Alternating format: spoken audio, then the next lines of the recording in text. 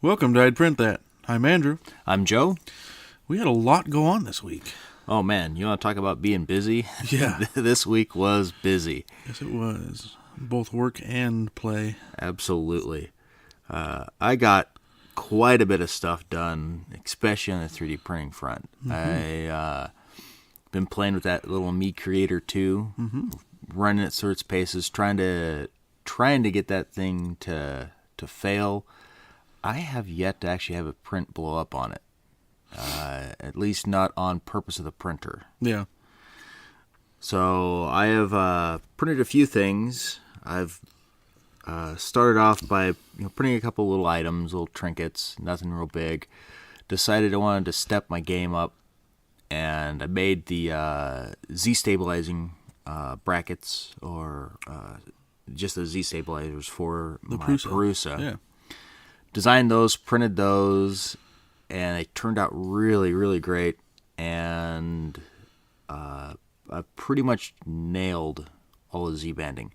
There's a little bit of additional banding that's going on, and I think that's because there's still a little rock that's in the Z-rods, just at the bracket level.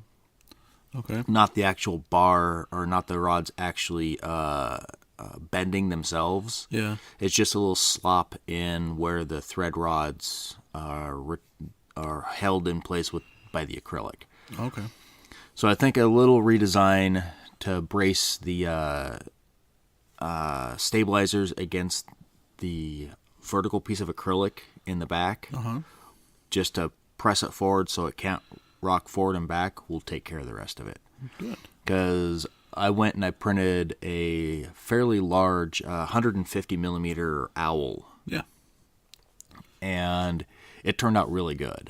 There's a little bit, it's nitpicky for me, but looking at the way this little Me Creator's been spitting out prints, I would like my axes to be that smooth. Yeah. Well, and I think a lot of it comes down to the accuracy of your threads, too. You're going to have discrepancies in those. You won't see them in your eye, but I also noticed that on my X carriage, where it travels up and down the Z, that one of the bearings on the right-hand side as you're looking at it, it's got a little bit of a rock in it. So I think there's a little, one of those bearings is not as tight as it should be. okay. And I may make another bracket that I can attach to there, just to kind of brace that against the smooth rod and the thread rod, just to kind of lock that into place, just to make it a little bit more solid. Cool. So in addition to that, I printed up the new X belt clip for the Prusa as well, and turned out really, really good. And those are the first couple little things that I printed on that Me Creator, and then I ramped it up. I said, let's just see exactly what this thing can do. And I printed some print-in-place planetary gears, or planetary bearing gears. And I did one with 5 planets and one with 6 planets, and those turned out really, really good. Yeah, they did. I have never printed a print-in-place hinge or anything that's supposed to move, so I was really going for it on this guy.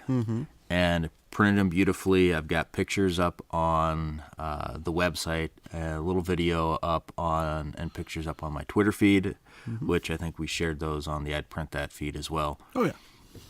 Yes, we did. And from there, I supersized it. I wanted to see just how big I could go. So went out to Thingiverse, and lo and behold, they had on their featured list, they have a wireframe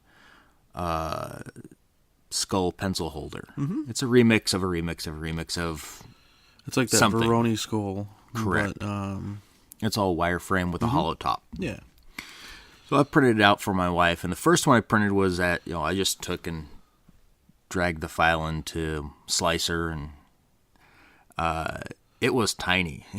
I'm like, what is this, a pencil holder for ants? It's just a house for ants. So I stopped that about halfway through, and I'm like, no.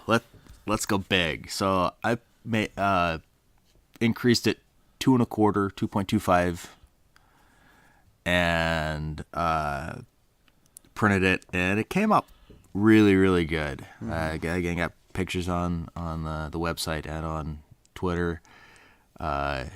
Even got some likes from the because I tagged Thingiverse and the Hatchbox, right? Hatchbox. Hatchbox only responded back to the planetary bearing, which they said nice, and it was Thingiverse and the model creator, and they both really liked it. Oh, cool. So besides that, have in addition to designing the Z stabilizers, I have in my hand, which you've seen, part to a automated garbage can lid that I have. The hinge on it broke, and I have been redesigning it. And I tried a method that you suggested, which was take the part, lay it on a scanner, and trace around it. I did not do that with this. Because when I brought it into SketchUp and started drawing along it, for whatever reason, the image in SketchUp, when you import an image, it just looks a little off. Yeah. It's a little hard to trace around it. So I just took my calipers and started measuring, and my first trial print, actually turned out really, really good. My holes are right in line. They're the right size, but there's a few little things that you couldn't tell because the part was broke. So I gotta go back and make a couple small modifications, but it should work. My only issue now is finding the screws and the pins that go to this. There was a bag that I had with the rest of my parts, and that bag got moved. So one thing I do notice now that I look at that, look at this hole on this side. Yeah, it's got that little thread in there? Or? No, it's a little oblong. No, I think because obviously you can't see it, listeners. It might be, but it could also be just where it had stopped and the plastic had melted a little. What I think it is because this lays flat, and that's without support. That's really hard for it to try to make that round. Yeah. I wouldn't suggest putting support on it because it's so small and you'd spend hours. You can take a jeweler's file around one and take 2 seconds. I can also take just a little drill bit and knock that out. I don't think it's because a screw goes through that. I think the hole being just a little bigger than what it should be isn't going to hurt it because it just has to. It's just holding it to the lid itself. Yeah. So it looks really good. I'll post some pictures of that guy on the website. Let's see. In addition to the owl, all the other stuff that I have been printing, I have a gift for you. Uh-oh. You've opened your Me Creator, and you've been playing around with some things, but I want to give you these.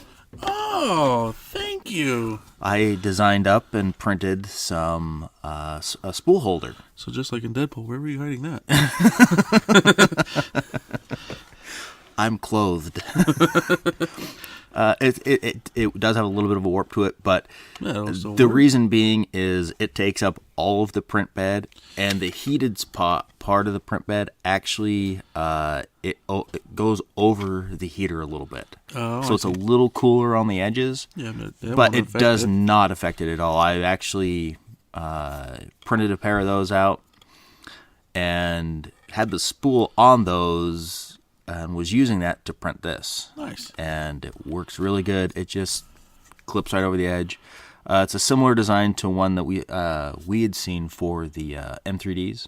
Yes. They clipped right onto the frame. Yep. It's similar to that design, but I went ahead and I drew this all up myself, designed it myself, and using the PVC pipe or tube that they include with it for their spool holder, it just drops right in there. Perfect. Now I just got to get my Me Creator going. Yeah, you said you unboxed it. I did. So I was going to do an unboxing video. Joe already did one, and an unboxing video is just oh, look, here it is. Here's what they sent. Yeah, let me pull it out of the box, and this is the stuff. And since Joe's already doing one, I said, there's no real sense in me doing it. It's really hard for me to get time to sit down without children running around and dogs and cats and all the things in my house. So I was like, I'm just going to open it. Fortunately, I got it all opened. I assembled the spool holder. And one of the first instructions you get are to update its firmware. Right. I plugged it in. Black bars on the LCD screen. I was like, oh, that means firmware's borked. So I pulled the bottom off. I was taking a bunch of pictures of it anyway, and I planned on taking pictures. And mostly I was going to pull the bottom off originally before I even did it, because I needed to download firmware. And from their site, it goes, well, if you have this board, this board, this board. I didn't know off the top of my head which board it came with. Right, yeah, it's just a 2560. It is. And one thing I am going to suggest to GTAC is list out this is the board this machine came with. Because otherwise, any other consumer is going to have to pull that off. And when we go through this is what I was talking about last week. There's some discrepancies in the manual. Is the link that it gives you to download that, and same thing with the sample models that test models they want you to print. Those links are broke. Okay. I can actually, if you haven't downloaded it, I can give you the firmware and stuff. Oh no, I got it. Trust me. I spent. Once I figured out the board is fine because it's still coming up as a COM port, so it's still talking. The Arduino's still talking to my computer. Weird thing though, because I plugged it into the same USB port I plugged one of my DaVincis into, and it came up as COM5. Now both those DaVincis has always come up as COM3 and COM4. It's going to assign a different COM port to the new thing that it sees. Yeah. Like my Prusa, if I plug it in, it comes up as COM, I want to say 8. And my Me Creator, it assigned COM4 too. Really? It's just whatever the computer's like, oh, that's a new device. Let me just assign a number to it. And it just happened to pick 4 and 8. And then there was one other thing I noticed, and I wouldn't call it a discrepancy. I would call it you need to read all of the manual before you go and not go step by step. Because I was, and the only reason I knew is because you told me when you upload the firmware, you need to change the baud rate. Correct. Now, the baud rate is the speed at which the computer talks to the printer. That isn't said until after you're setting up Repetier for your computer. And this is after the instructions tell you to push new firmware to it. I have to go back and double check my manual because I was following step by step, and it had me. Yeah, it had me do that during the before we went in and set up the Repetier host. And I'll need to read it again too because I was in step 2 of Repetier, and now of course I know how to set up Repetier already. Yeah. And other than their recommended settings for speed and stuff, it didn't really concern me.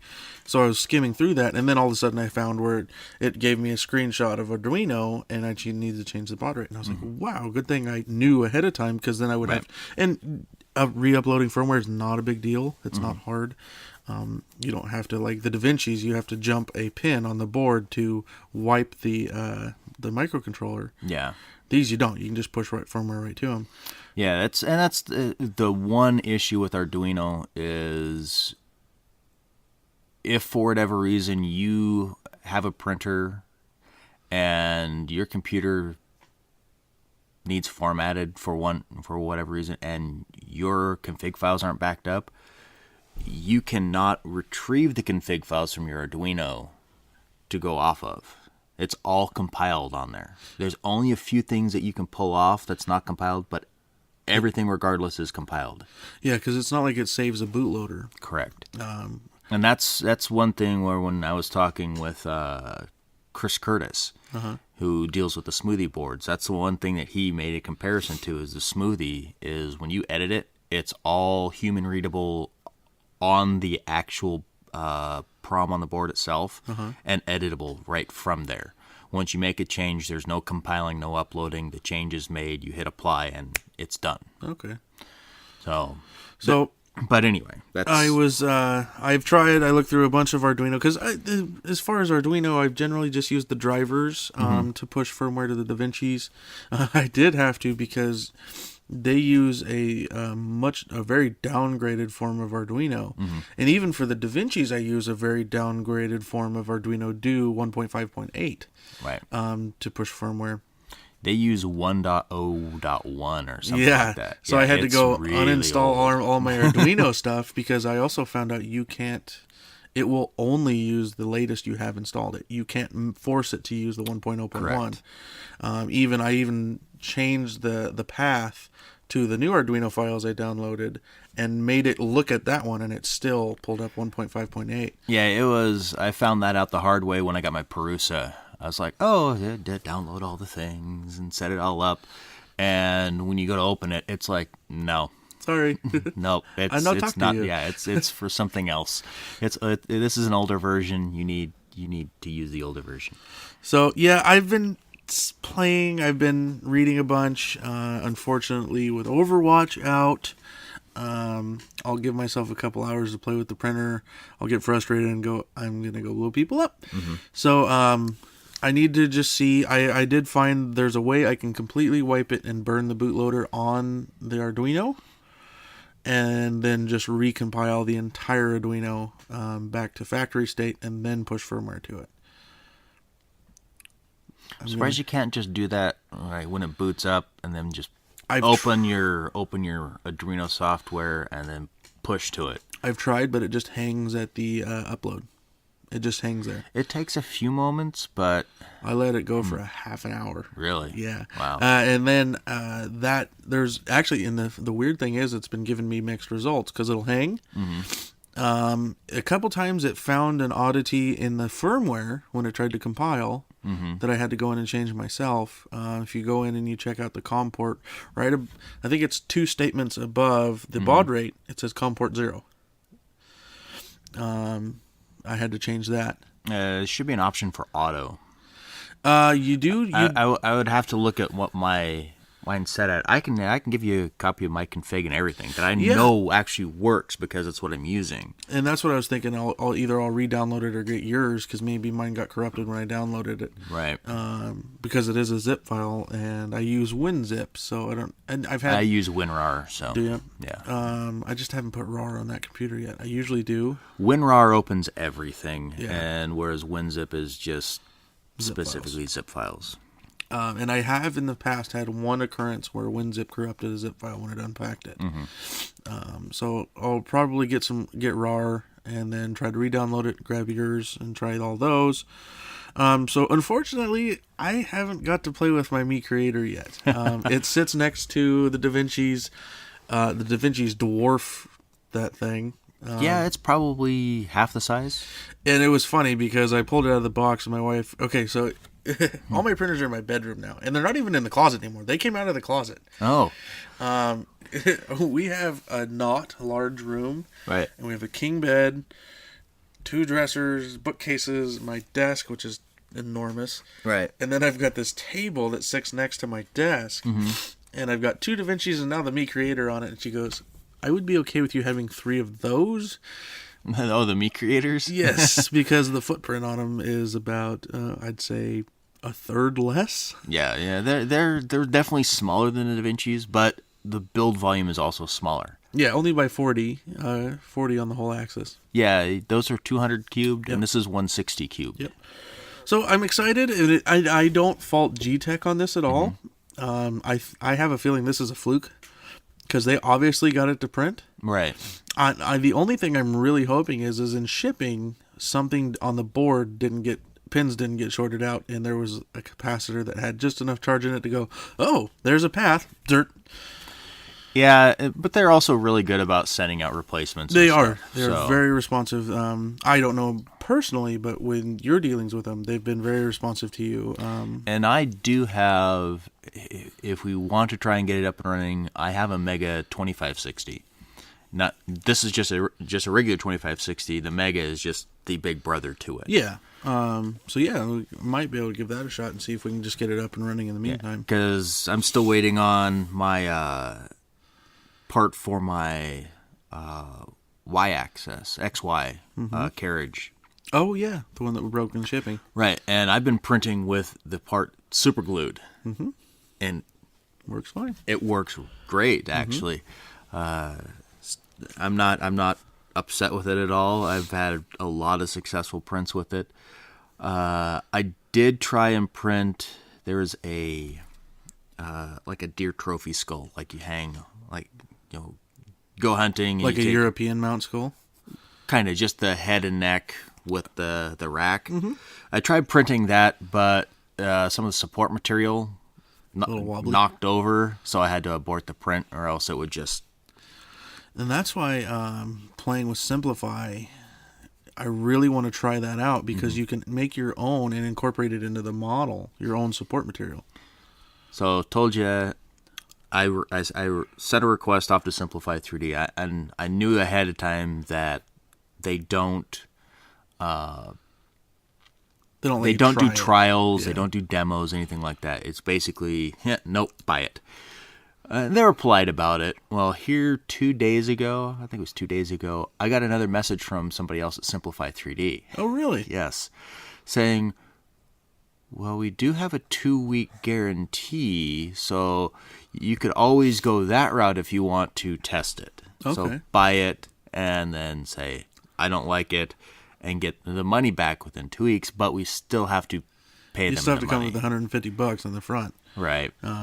But this was unsolicited by me. Yeah. This response was directly from them. Cool. So I'm kind of waiting.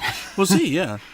I would really like to test the software. I've read some reviews, and people, they're not really all that in-depth. Some people are saying, yeah, it's great, it does things that other slicing software can't do. I've had X, failing Cura, whereas that same thing passed in Simplify 3D. Yeah. The one that I know of, and it was actually on a DaVinci, it was Chuck Hellebuck. And I'm pretty sure I'm saying his name correctly now. Sorry, Chuck, if you ever listen. But he was doing the sundial model. It was the front page item on Thingiverse for a long time, and he could not get his DaVincis to print it with Slicer, with Cura. I think he even tried Skyforge, and he tried it in Simplify, and it came out great. And it finally printed for him, and he was able to do it. Yeah. And there's even models that I've tried that with. I've tried to print with slice them with Slicer, and they didn't come out well. Tried Cura. I have Cura configured, and I generally don't use it because I like Slicer because you have a lot more control. Right. But Cura made it happen. So there's just some models that work better in certain slicers. Yeah. So in addition to that, I said last week I was ordering some nozzles for my, or I had ordered some nozzles for my Prusa. And during one of my filament swaps, one of my nozzles got clogged, and trying to use my ejector pin to clear the filament out, clear the clog out, wound up pushing the pin through the end of the nozzle. Oh. Yeah, they have weak tips, evidently. It's just like... So now I have a nozzle with a 1.75 millimeter hole in it. It's like a E3D volcano. Exactly. So I have decided that I'm just going to go down, change my nozzle diameter to 0.4. Have you? I've had great luck with the Me Creator at 0.4 millimeter. I print at 0.2. Uh-huh. My prints turn out beautifully with that thing. Mm-hmm. Well, you've seen everything that I've printed so far. Yeah, and I think, really, there's no real reason. And really and truly, if you're trying to get the no lines showing, higher resolution, FDM is not for you. Well, I think if you're trying to go, because the Meat Creator will do 0.05 millimeter, well, that's half micron. Yeah. It will print in that. They have prints that they have done in that. They have a Venetian mask, actually, that they printed. Okay. And I don't think you're going to be able to print in 0.05 with a 0.4 mil nozzle. I think you have to change the nozzle down to something small, because the smallest I have is a 0.2, and I bet if I put a 0.2 mil nozzle in there, I could get it down to 0.05. Well, and the rule of thumb is, and excuse me for the Boondock Saints rule of thumb, great movie, by the way, shameless plug. You want 80 to 90% layer height of your nozzle. Right. No larger, no smaller. And that's just kind of a happy medium to where you get a good resolution, you get good layer adhesion, and your shells work out good for you. See, right now I'm at 50% of my nozzle printing at 0.2. Mm-hmm. And by stepping down to a 0.2 mil nozzle, 50% of that is 0.1. Yeah, half of that's 0.1, but you could probably push it down just a little bit farther because that's 75%. Yeah. And that fits right in line with what you're saying. Mm-hmm. You read any of those, as we've talked about in the podcast before in past episodes, the get started manuals, the how to print, how to have good prints, almost all of them give you that percentage to your layer height. Right. So I think it's kind of just an industry standard for what we do. But to my words of saying the fuse deposition process is really, if you're really looking for these prints to just come out like it almost injection molded, you really need to get into an SLA machine. Right. And I actually had the opportunity to see an SLA print. Yeah, at Chris's. No, this was coming back down from one of the sites at work, and I was up in Sandpoint, and I was turning off Baldy Mountain Road to head back towards Coeur d'Alene, and I saw this little sign just on the side of the road that says Maker Point, and it was super quick, and I looked at one of my coworkers. I'm like, I think there's a makerspace back there. That's at Maker Point. I'm sure of it. Things. I'm turning around. He's like, okay. So I turned around, and sure enough, it's a makerspace. I walked in, introduced myself. I spoke with Matt. Hi, Matt. Yep. Hi, Matt. And they've got a pretty good facility up there. One of the first things that I noticed was a brand new Form 2 Formlabs printer that was sitting there. And I introduced myself. He gave me a little info about what they do there. They've got several printers. They have printer bots. They have 2 tiny ones and 1 bigger one. Oh, the Simple Metals. Yes, I believe cool. so. A lot of people use those. And he said that they were looking at like the Maker bots, and he did some reviews and wound up going with these just based on customer experience. Yeah, a lot of people have been really happy with them. They've been really happy with them, and I showed him the little thing that I printed, the planetary gear, and he's like, yeah, we had one of these, and then somebody walked off with it. And then he was playing with it, he turned and walked off. This is mine. But I'm like, yeah, I see you got one of the Formlabs machines, and he goes, yeah, showed me one of the prints, and it didn't have any of the support material removed. He said this was one that we had to stop printing because it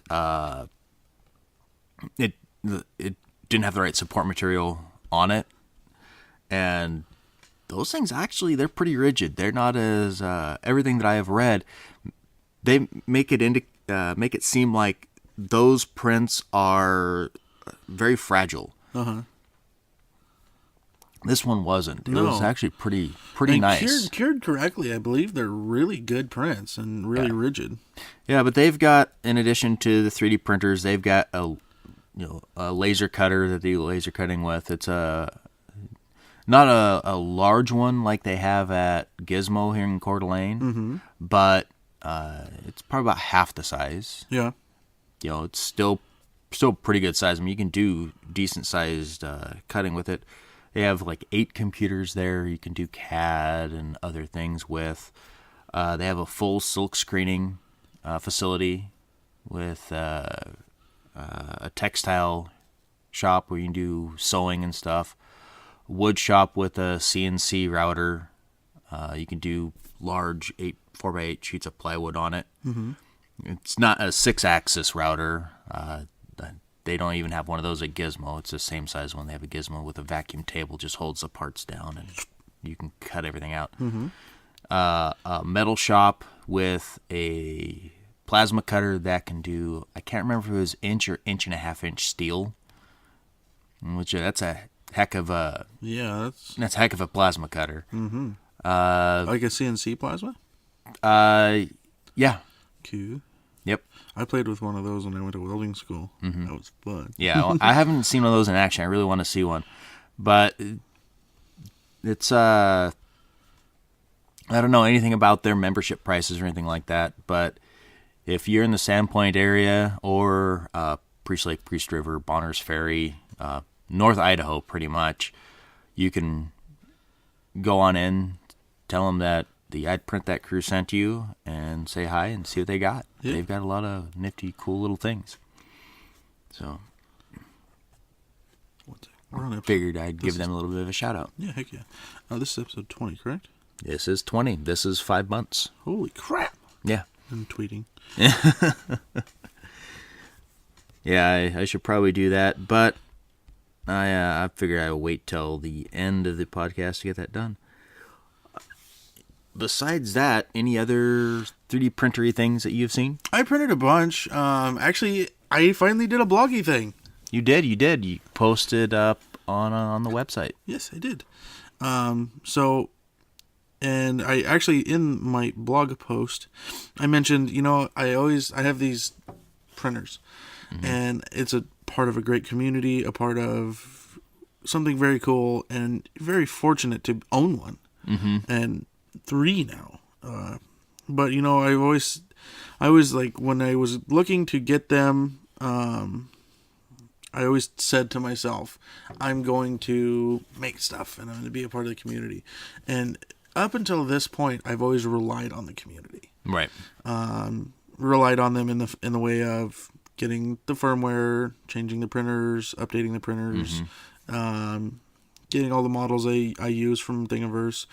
And most of the time I end up printing parts for the printers to upgrade them and change them. And I've come to the realization that I need to help the community more. Right. And granted, doing what we're doing right now is helping. Mm-hmm.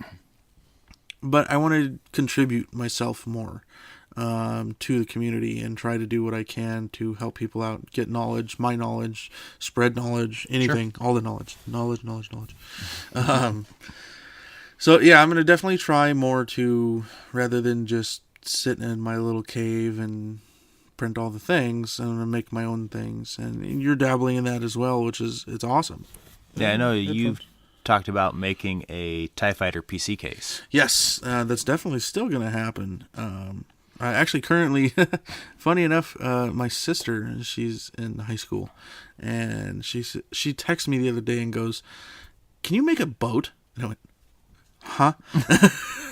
Yeah, and actually, yes, you can. Well, she's doing a project where in their science class they're learning about motion right now. Right. So they need to make something that moves, that is under something they've covered. So they've covered force. So she decided that her and her partner decided that they wanted to do a boat that moves, and they were going to make it out of styrofoam. And she was kind of worried about being able to cut it and stuff. And I went, I have 3D printers. Yeah. And unfortunately, her project's due this Friday. So I've really got to get on it and start really printing out parts. And we picked a boat. It's a pirate ship. She wanted a pirate ship. And then I've got to figure out how to edit the file to accommodate a motor and a prop. Okay. And what I think I'm going to do is, it's just a little DC motor that you can run off a 9-volt battery. Right. And it doesn't have to be controlled. It just has to move. Mm-hmm. So what I'm going to do is, for the most part, for where the prop's going to go, I'm just going to drill a hole in the model. Right. Post printing. And I'll mount the motor wherever I can. And I'll use a coffee straw. Okay. And I'll attach that to the armature of the motor, mm-hmm. and have it come out the back of the boat, and I'll print a prop and attach that to the straw. Right. And let it go. But I said, okay, well, how big? And she's like, well, your printers can print big stuff, right? And I says, well, as far as printers go, pretty good size. And she goes, I need it 17 inches long. And I went, oh, what? I said, how about like 14 inches long? Because then I can print it in 2 pieces. Yeah. So I've got her down from that. We'll link the file that I'm going to print in the blog for the podcast. But yeah, so I'm like, okay, well, I'll print this out. And then I got to make sure it floats. That shouldn't be an issue, though. Shouldn't, and it being able to float standing up are 2 different things. Well, it depends on the height of the model. If you print just a boat body, that's sure, fairly that'd be wide. awesome. But she picked a pirate ship with sails and a mast and a galley, and like Pirates of the Caribbean, Jack Sparrow could ride on it. That will probably be a little bit harder. Yes, and the model we found actually, which will help, is a flat bottom. Actually, you can because you're going to be using support material inside of it. Yeah, and that'll act as ballast. That will help, but also you can I think within your slicer settings you can tell it to do a solid layer every so often. Yeah. So air chambers kind of thing. Correct. Mm-hmm. Make air chambers within it. So when you drill the hole, you only have a hole through those few layers, which isn't going to fill up like the Titanic and spill over into other chambers and then capsize the boat. It'll at least keep its buoyancy. So, and another thing I'm going to try to do is I'm going to probably pull the model into SketchUp before I print it, and because I have to obviously cut the model in half in SketchUp, and I'm going to add holders for weights to keep it even. I need to see. There is, and I just watched it, a program that actually you can cut models with. Yeah, I know Cura can do it too. It's not Cura, it's some other modeling software. I just watched somebody perform this task. Oh, really? Yeah, they have a little video tutorial on how to do it. Oh, cool. I'll see if I can find it. I'll link it. But yeah, you basically take the model, you take the tool which selects a plane, you drag the plane and rotate it where you want to cut it, and then you hit OK, and pretty much just crops it, and then you can save each individual piece. Oh, perfect. I also watched a little video about, it's basically welding with plastic. Taking a bit of plastic, putting in the chuck of your rotary tool. Yes. And they did a little how-to, like showed the different methods of push, pull. I think S3D did, or SD3D. Well, I know they did one because I watched one a while back, and we talked about it a while back, quite a few episodes ago. Yeah, they had some blocks that they're printing, or they had printed, and they were welding back together. And then they broke them to show the penetration, strength, what it looked like. Very, very useful and informative stuff. I'll post that also. So yeah, since we talked about this, I was also going to get a hold of her teacher and say, hey, you know what, we talked about this in this episode, and maybe the class can listen to it. I think her school has a 3D printer somewhere. I know her middle school did. Right. I'm not sure about the high school, but yeah. That might also be something you tell the teacher about. They may not say, hey, we're going to spend the hour listening to us ramble on about video games and other things. Yeah, just cut out the part and where we. It might be one of those situations like with your uncle-in-law, where they may want us to come in and do a little bit of presentation. This is what 3D printing's about, and show some models. This is a 3D printer for those who haven't seen one, so on and so forth. Which we did. I contacted him, and we heard back. And we're not going to do it this school year. We're going to do it next school year after the summer break. Right, which gives us some time to prepare. And definitely. I think that is that is a good thing. Good and scary at the same time. Right. Well, when he contacted us, we were a month into doing this. Yeah, I mean, it was we were like episode 6, I think. It's like, I haven't been in a school since I was in school. That, and it's like, we've got to come up with content and then things and then talking in front of people. I don't think it's gonna be that bad. No, it probably won't be at all. But cool. I think that's it for me. I did print last night. We are having a barbecue get together tonight. Right. Yeah. It's this is Memorial Day weekend. The morning of Saturday now. Yes. I did print. We're going to do pulled pork. And I did print, they're called bear claws. Mm-hmm. And it's just like giant meat forks that you print 2 of them and you pull the meat apart. So I did start printing those. Unfortunately, I woke up at about 3 o'clock this morning to my printer going, and I went, go turn it off. Unfortunately, the last time it did that, an end stop failed.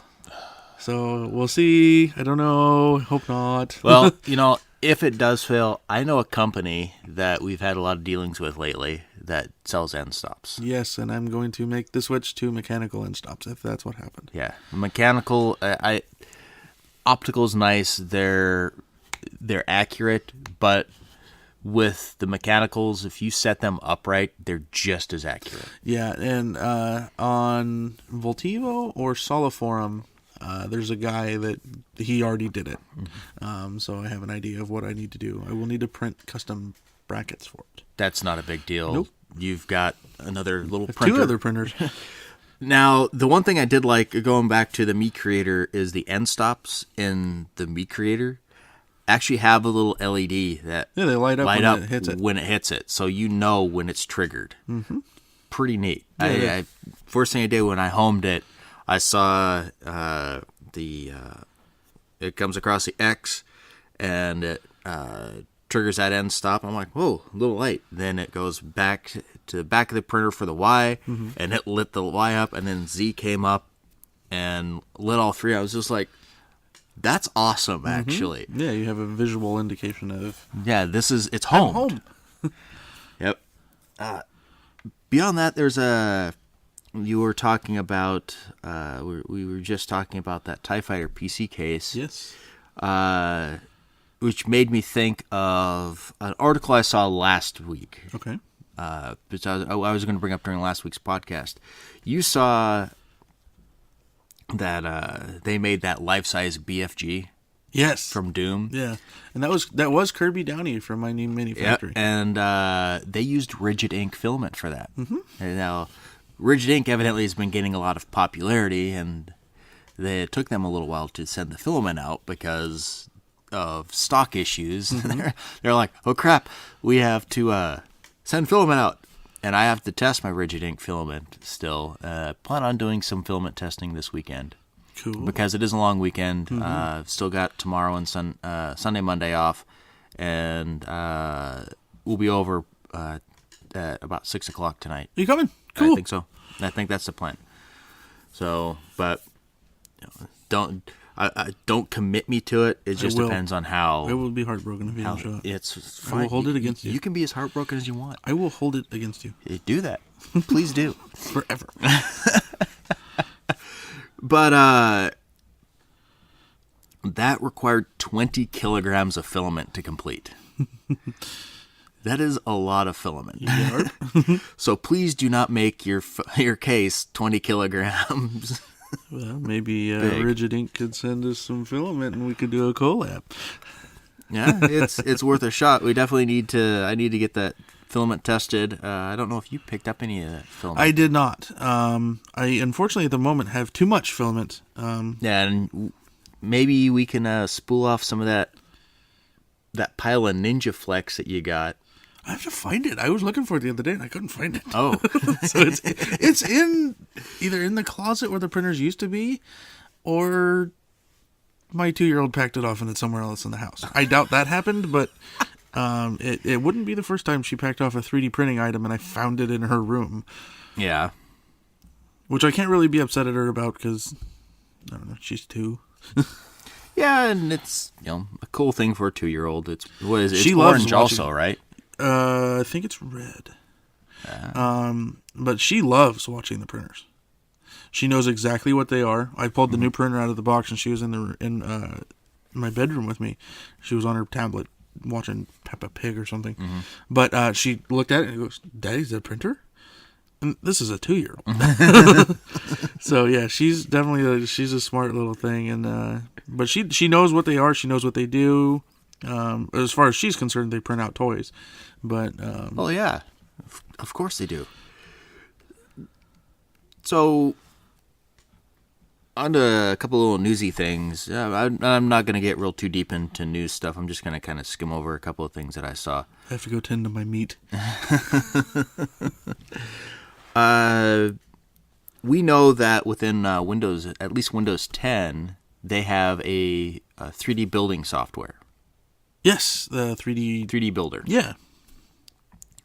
Well, aptly named. Yeah, Microsoft has actually released yet another update for 3D Builder with more models and other things. But in addition to that, they have released a 3D network printer for their Windows 10 IoT release. Okay. Now, it only supports a few printers default out of the box, so you can plug in like Ultimaker, Lulz bots, things like that, and it will automatically recognize them. And then with the Windows 10 IoT device plugged into the printer, you can connect to it via your Windows 10 device automatically and send prints to it. Really? Yep. Now that's neato. It is. It's that Microsoft is really stepping up their 3D printing compatibility game, and they are encouraging other vendors to make their devices compatible or release the files necessary to have the IoT print server connect to it. Okay. I've got a Pi 3, and this is what the Windows 10 IoT is released for. I may grab another SD card and see if I can get that to run. That'd be awesome. Yeah. Right now I'm running Octoprint. I have not plugged it into my printers yet. I do have 2 printers now, so definitely having that print server will help. Mm-hmm. Because I can actually look at my 2 machines, see what they're doing, send prints to them, and all that other fun stuff. Well, you can also attach a webcam to them and make it viewable anywhere. Correct. So that was one of the cool things that I saw this week. Another one, so Shapeways and Philips have created a customizable electric razor. Really? Yes. Now, there's some caveats to this. Philips has been making razors for 125 years, and this is for their 125th anniversary, so they're only releasing 125 of these razors. They cost $111 each, which isn't bad for an electric razor, especially if you go look at some of the ones out there right now. You can get some with automatic squirting shave gel or some crap that comes with it. Who knows? I use traditional razors. I don't razor. Obviously. I just trim. But you can only get them in the Netherlands, I believe. Oh. Yeah. So there's only 125 available. They cost $111, but you also have to live in The Netherlands. Which isn't a bad place, I wouldn't imagine. But no, not downing on the Netherlands, but no. Why don't we get the cool stuff? Exactly. If you go look at the article, they actually look pretty decent. And yeah, they're customizable and 3D printed. Trying to think. Talking about pirate ships. There are 2 shipwrecks off Drumbag and Folkestone that they have 3D printed. They have Really? modeled and 3D printed the shipwrecks themselves. Oh, cool. Kind of an interesting little thing. I didn't see any spot in the article where you could go and download STL files, but I'm sure at some point they'll be made available.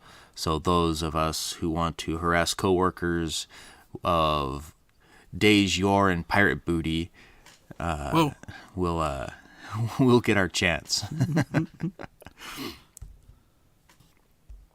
I'm trying to think what else was there. The only other real thing that I saw, which is kind of more than kind of cool, I'm a Michael Keaton fan. Mm-hmm. You know, Michael Keaton did the 1990 Batman from Tim Burton, and then the follow-up to that, Beetlejuice.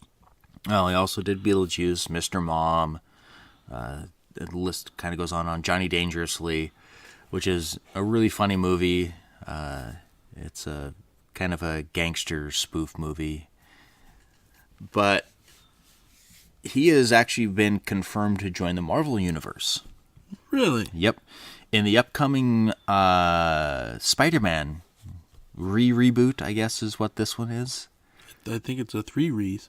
Tobey Maguire, whatever the last kid is, and now this one. Well, he was in Captain America. This is... In this movie, he is set to play the villain, the Vulture, which I like him playing villain characters. Yes, he's a good villain. He is a very good villain.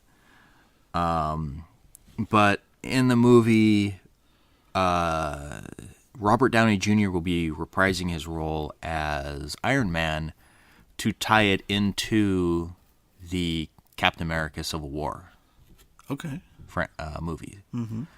So it will be tied in. Okay. I'm very interested in this one. I didn't see any of the last Spider-Man. I saw the first two with Tobey Maguire. I didn't see the third one, and I haven't seen any of the new ones. This one here I'm interested in seeing because it's going to be a lot more closely aligned with Marvel than it has been. It's going to fall into that universe. Where it's more of a standalone thing up until this point. Okay. Besides that, I really haven't played any video games this last week. It's been primarily focused on 3D printing and things around the house. I was going to play some Overwatch last night, but I had to wrap up getting the podcast released. And, well, it's, I just need to quit procrastinating, is what it comes down to. I know what kind of time I have. It doesn't take me very long to edit it anymore. I did find out that if I have both of my printers printing in ABS in my my current office, that it gets wicked hot in there. Yeah. And my wife asked, well, why can't you turn the fan on? The ceiling fan. Had to explain, well, these are ABS prints, and just that wind from the fan will cause issues with the prints themselves. It will cause warping, heat issues. So I decided to go out and watch some Archer with her, which we're now into season 3. Okay. The Danger Zone. Danger Zone. The only other things that I have is you have been getting episodes released up on YouTube. I have. YouTube is up to 6 now. Yeah. Yep. I have it scheduled releases, so they're not killing your inbox if you're a subscriber, which nobody really is. But it's number 6. ICANN has parents is up on YouTube, and it auto tweets. So, yes. Yeah. Yep. So that's up. New releases are still coming out on SoundCloud on time. We just released one last night. That's episode 19. Mm-hmm. You printing to me? Yep, you printing to me.